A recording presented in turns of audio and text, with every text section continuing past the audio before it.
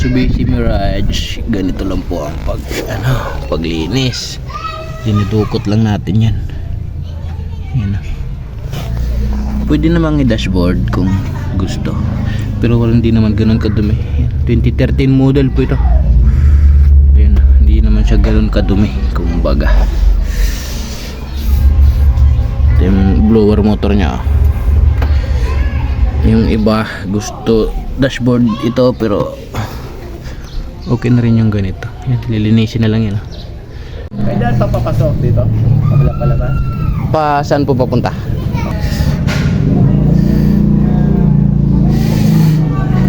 Ito yung evaporator ni sir.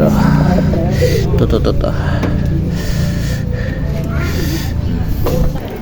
11 years. Yan, lilinisin na lang yan. Mga alikabok, kunti lang naman yan. Cabin filter nya.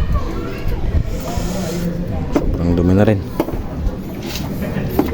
Pakita natin kay sir. Sir, ito po yung cabin filter. Yan, dumi na rin. So palitin na rin kung gusto nyong isabay. Ito na yung evaporator pagka nalinis na. Yan, ito yung parting madumi kanina. Ito yung kabila.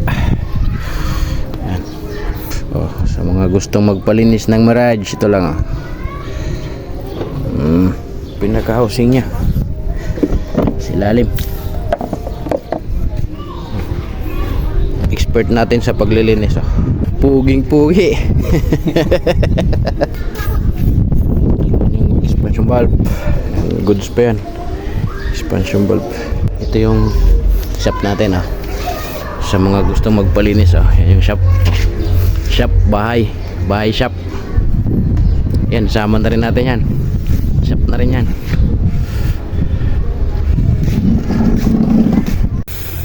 Linisan na rin natin yung lagayan ng filter nya.